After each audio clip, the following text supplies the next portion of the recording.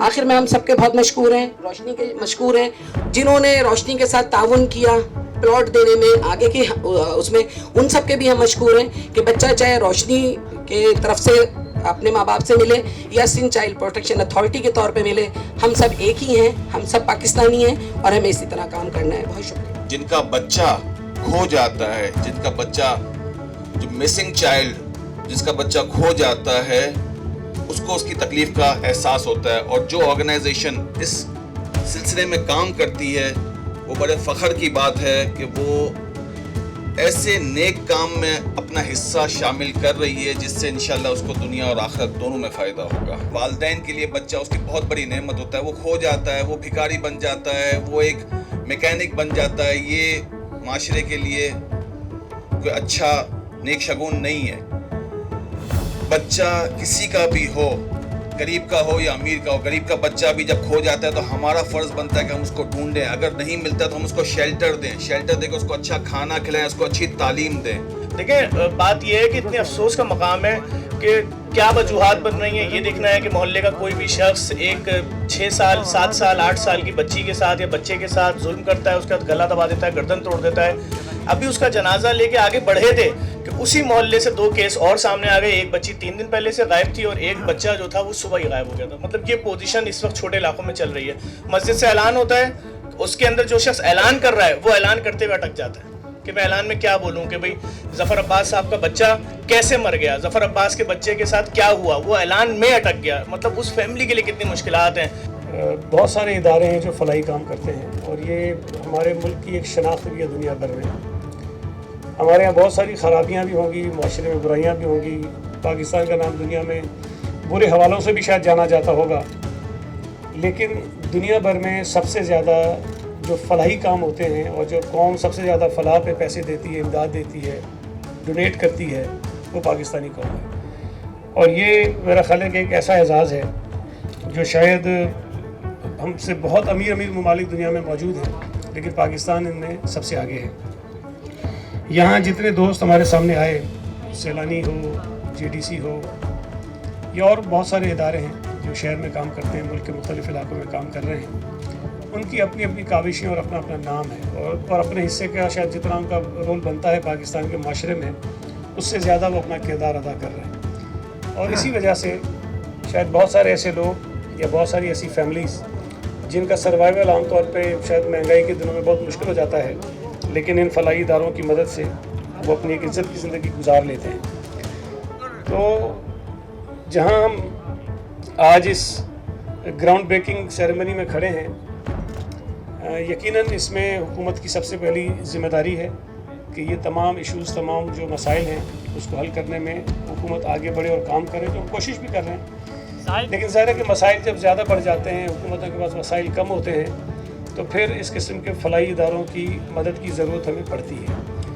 और रोशनी हेल्पलाइन की जो कारकर्दगी मोहम्मद अली साहब ने बताई, और जितना थोड़ा बहुत खैर मुझे पता था कि क्या ये काम कर रहे हैं, लेकिन आज इन्होंने एक नया कदम उठाया है जिसमें इनकी मदद कर रहे हैं इरफान वाहिद साहब की जो CFS बिल्डर हैं वो, और उनके साथ दीगर जो इदारे हैं वो मदद कर रहे हैं। लेकिन मैं ये समझता हूँ कि ये शायद जिस तरह ख़ुद मोहम्मद अली साहब ने कहा कि एक जो मरकज़ है वो काफ़ी नहीं होगा। पूरे कराची शहर में भी और शायद कराची शहर से बाहर निकल कर भी सूबा सिंध में भी या सूबा सिंध के अलावा दीगर सूबों में भी इस किस्म के मराकज़ की हमें ज़रूरत होगी। और वाकई जब बच्चे आपको मिल जाते हैं तो उनकी फैमिलीज़ को तलाश करने में कुछ वक्त लग जाता है, और उस वक्त तक बच्चे को कहीं ऐसी जगह रखना जहाँ पर उसको मुनासिब माहौल मिले और सुकून के साथ रह सके, ये बहुत ज़रूरी काम है। ये नहीं हो सकता कि हम बच्चे को तो तलाश कर लें फिर उसको थाने में रखें या किसी और ऐसी जगह पर रखें जहाँ पर अनकम्फर्टेबल हो, जो उसके मिजाज के ऊपर, उसके जहन के ऊपर एक मनफी असर छोड़ के जाए। तो मैं मुबारकबाद देना चाहता हूँ रोशनी हेल्पलाइन को भी और उनके तमाम उन अफराद को, उन इदारों को जो इसमें उनकी मदद कर रहे हैं, जिन्होंने ज़मीन डोनेट की है, जिन्होंने इस बिल्डिंग को, इस इमारत को तामीर करने का ज़िम्मा उठाया है। अल्लाह ताला इसको इनका अजर देगा। और ख़ास तौर पे मैं शुक्रिया अदा करना चाहता हूँ अमीन अंसारी साहब का। यकीनन वो एक वाहिद आदमी नहीं है इस मुल्क में जिनके साथ ये जुल्म हुआ है। शायद हज़ारों वालिदैन ऐसे हैं जिनके बच्चों के साथ ये ज़्यादती, ये जुल्म हुआ है, लेकिन जिस दिलेरी के साथ, जिस बहादुरी के साथ वो अपनी बच्ची के इस अलमनाक साने के बाद खड़े हो गए और इस सोच के साथ खड़े हुए कि उनकी बच्ची के साथ जो जुल्म होना था वो हो गया, लेकिन मुल्क में और अफराद के जो बच्चे हैं, बच्चियां हैं, उनके साथ ये ज़्यादती ना हो। कानून ऐसे बनाए जाएं, तरीक़ेकार ऐसे बनाए जाएं, इदारे ऐसे बनाए जाएं ताकि इस ज़्यादती से हम अपने बच्चों को बचा सकें। और मैं ये बात अपना एक आपको तजुर्बा बताता हूँ। 2-3 दोस्तों ने बात की, मैं इस्लामाबाद में जब सेनेट में था तो इस्लामाबाद में रहता था मैं, मेरे बच्चे भी वहाँ थे। एक दिन मैंने इरादा किया कि बच्चों को मैं F9 पार्क लेके गया। मेरी 2 बेटियाँ हैं, एक छोटा बेटा था। मैं F9 पार्क चला गया, शाम का टाइम था। मैंने बच्चों को वहाँ थोड़ा घुमाया फिराया, मगरिब की अज़ान हो गई तो मैंने बच्चों का आप यहाँ बैठो, मैं नमाज़ पढ़ के आ रहा हूँ। मैं नमाज़ पढ़ के आया तो बच्चियों ने बताया कि वो भाई पता नहीं कहीं चला गया, और आप अंदाज़ा नहीं लगा सकते कि अंधेरा था, मगरिब हो गई थी। वो जो 30-40 मिनट मैंने गुजारे परेशानी में, वो बहुत भयानक थे। और वो अल्लाह ने किया, मिल गया कहीं ना कहीं से, कोई अल्लाह का बंदा था, उसको लेकर आ गया। लेकिन वो जो 45 मिनट थे तकलीफ़ के, वो मैं बयान नहीं कर सकता। और ये तो वो थे कि बच्चा मिल गया था मुझे, लेकिन हम अंदाज़ा लगाएं कि जिनके बच्चे और बच्चियाँ नहीं मिलते हैं, और दिनों तक नहीं मिलते, हफ्तों तक नहीं मिलते हैं, महीनों तक नहीं मिलते हैं, और अगर मिले भी तो खुदा न खास्ता उनके साथ ज़्यादती होती है, उनको कत्ल कर दिया जाता है।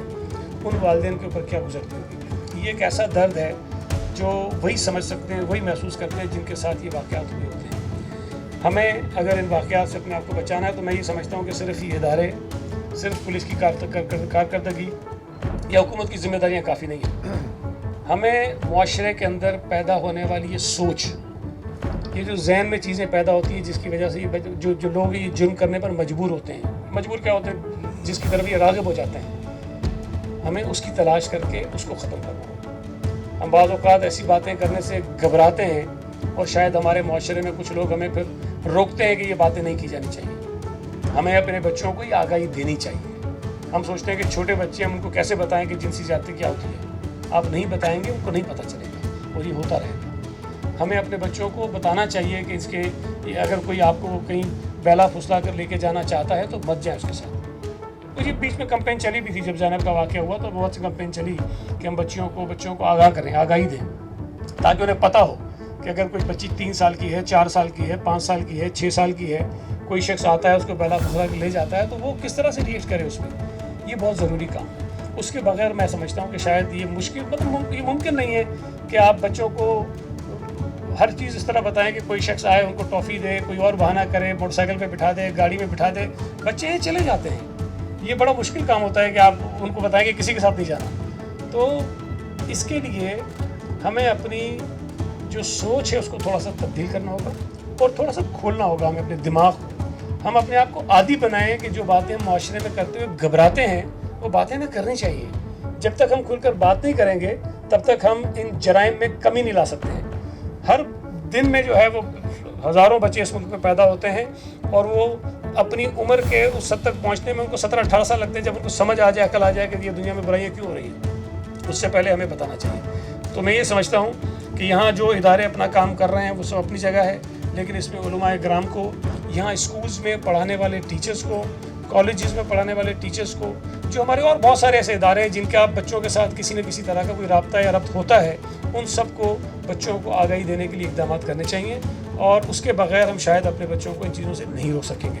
और ये एक मुआशरती बुराई है, इसमें किसी एक फ़र्द को, किसी एक शख्स को, किसी एक ग्रोह को हम ज़िम्मेदार नहीं बना सकते हैं। और अक्सर जो मैंने देखे फिगर्स, इस किस्म के जो जराइम हैं उसमें अजीज़ व अकारब ज़्यादा शामिल होते हैं। जो बहुत बड़ा तनासुब है वो रिश्तेदारों का है, जो करीबी रिश्तेदार होते हैं। बदकिस्मती से वो ये काम कर लेते हैं, लेकिन बहरहाल अगर आगाही बच्चों को दे दी जाएगी तो शायद वो इस मुसीबत से, इस तकलीफ से वो बच सकते हैं, अपने आप को महफूज रख सकते हैं। मैं रोशनी हेल्पलाइन को मुबारकबाद देता हूँ और मेरी दुआ है कि अल्लाह ताला आपकी मदद करे, आपको आगे बढ़ाए और जिस तरह आप काम कर रहे हैं आपके काम में मज़ीद इजाफा हो। बतौर हुकूमत सिंध के नुमाइंदे के मैं यहाँ हाज़िर हूँ। अगर आपको कभी भी किसी वक्त भी किसी तरह की हुकूमत सिंध की मदद की ज़रूरत हो या ज़ाती तौर पर जो मेरी हैसियत है मेरी मदद की ज़रूरत हो तो मुझे बहुत खुशी होगी कि मैं इसमें कोई कंट्रीब्यूट कर सकूँ। आपको बहुत बहुत शुक्रिया।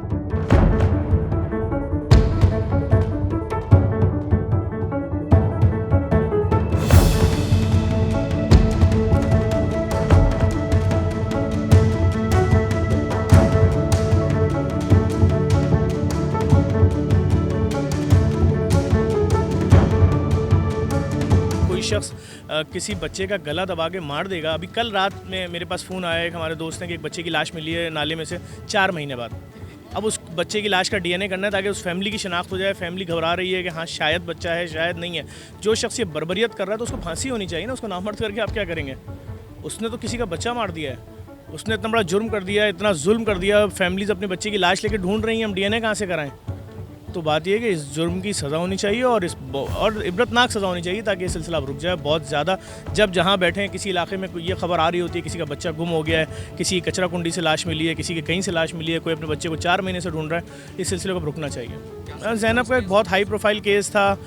हर केस को इसी तरह से अगर उठाया जाएगा तो इंशाल्लाह फिर सबको सज़ा होगी, या फिर कानून इस तरह का बन जाएगा जो शख्स ये जुर्म करे उसके लिए सेम बिल्कुल सब कुछ एक जैसा हो। तो लाजमी बात है, हाई प्रोफाइल केस होता है तो हर चीज़ देख रहा होता है, मीडिया के थ्रू लोग देख रहे होते हैं, समाजी तंजीमें देख रही होती हैं, सिविल सोसाइटी देख रही होती है, पूरी दुनिया देख रही होती है कि ट्रायल कितना लंबा हो रहा है।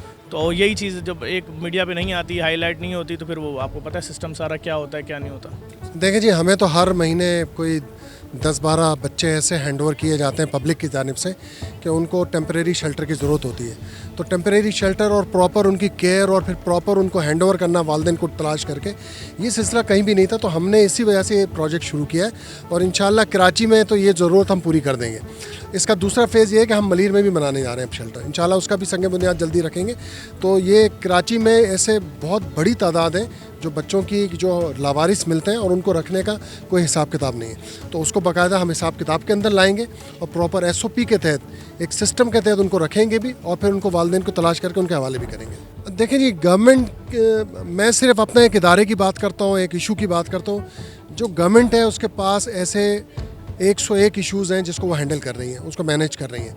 तो मैं समझता हूँ उनके मुश्किलात और चैलेंजेस, लेकिन उनका यहाँ आना और ये बात करना, मौजूद होना, इस बात की भी एक दलील है और इस बात की भी ये तस्दीक करता है कि वो चाइल्ड प्रोटेक्शन को सपोर्ट करना चाहते हैं और जिस हद तक भी वो करना चाहते हैं उनकी कमिटमेंट भी की उन्होंने।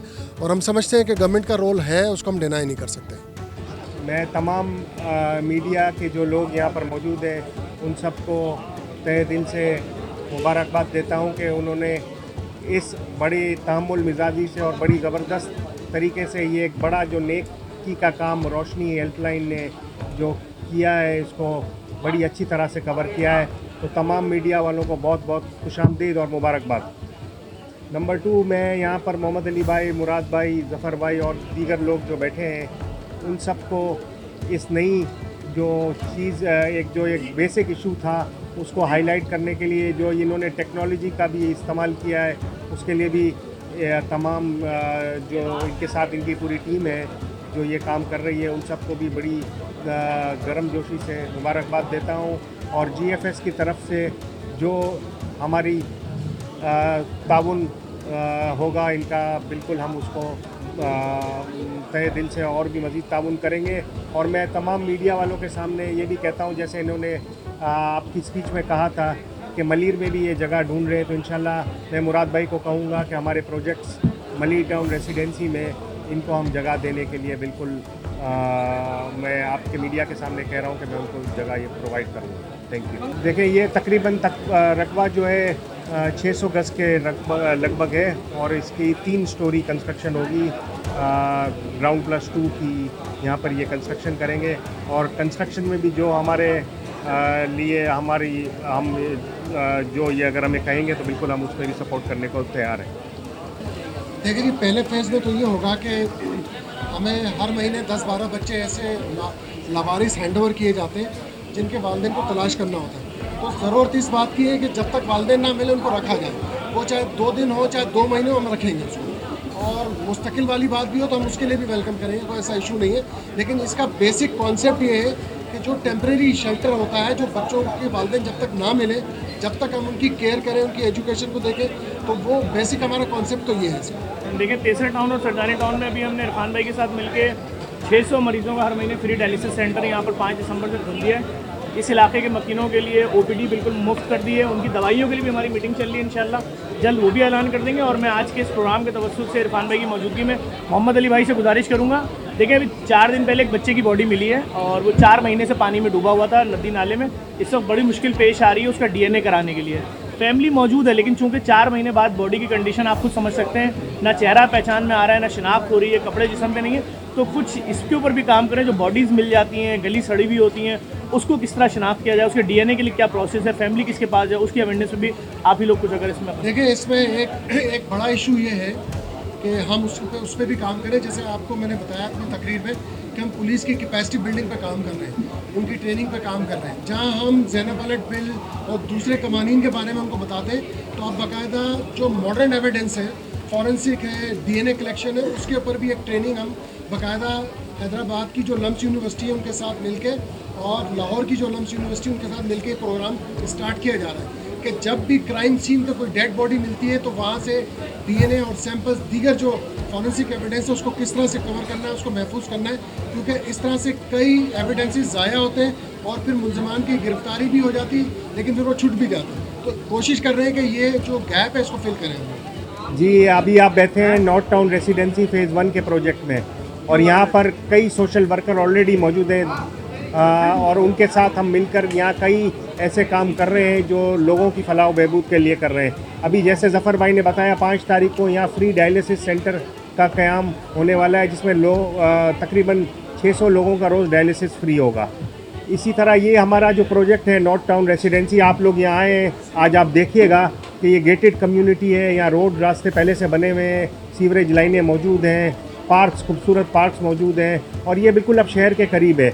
और ना सिर्फ ये एक बड़ी कम कीमत में दस्तयाब है बल्कि एक आसान पेमेंट प्लान इसका मौजूद है, जो आम आदमी जो इसको नहीं ले सकता है, जिसके लिए प्रॉपर्टी बनाना एक ख्वाब बनता जा रहा है, वो भी इस पर ईज़िली उस पेमेंट प्लान को मुद्देनज़र रखते हुए अपनी प्रॉपर्टी बना सकता है। हमारे नए आने वाले प्रोजेक्टों में अभी नॉर्थ टाउन रेसिडेंसी फ़ेज़ 2 इसी इलाके में आगे मौजूद है, वो भी बड़ी कम आमदनी वाला प्रोजेक्ट है, कम जो लो इनकम वाले लोग हैं वो इसको ले सकते हैं। इसी तरह यहाँ विलास का हमारा प्रोजेक्ट आ रहा है, नॉर्थ टाउन विलास, जिसमें तैयार घर हैं और तैयार घर आप इजीली किस्तों में मौजूद हैं। इसी तरह अभी हमने इंडस्ट्रियल जोन यहाँ पर लेकर आए हैं सुरजानी में और नॉर्दर्न बाईपास पे, उसमें भी सनतकार लोग जो अपनी फैक्ट्रियों के लिए, गोडाउन्स के लिए जगह लेना चाहते हैं वो भी हमारे पास आएँ और बड़ी कम कीमतों पे और आसान पेमेंट प्लान पे मिल सकती है।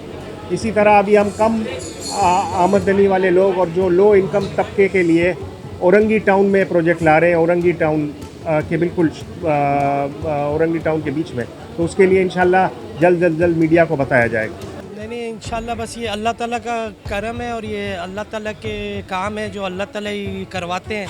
और हमने तो एक छोटी सी कोशिश की है और ये रोशनी हेल्पलाइन वालों ने ये एक सोच जन्म ली, उन्होंने इस पर तहकीक की कि और इसकी ज़रूरत एक महसूस की, तो हमने बस सिर्फ अपना एक छोटा सा कंट्रीब्यूशन किया है और इनका साथ देने की कोशिश की है।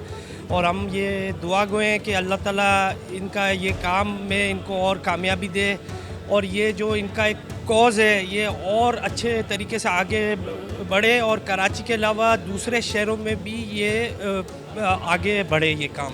और इस तरह के रोशन हाउसेस कराची के बाहर हैदराबाद, सखर वगैरह में भी खुलने चाहिए क्योंकि ये वक्त की ज़रूरत है। ज़ाहिर है एक बाप की हैसियत से अगर हम सोचें तो ये एक बहुत ही जो है एक तकलीफ़ दे अमल होता है। अगर किसी का बच्चा अगर आप देखें थोड़ी देर के लिए अगर आपकी आंखों से ओझल हो जाए तो इंसान के दिमाग में 100 ख़यालात आते हैं और इंसान का वो परेशानी का आलम जो होता है वो एक बाप ही समझ सकता है।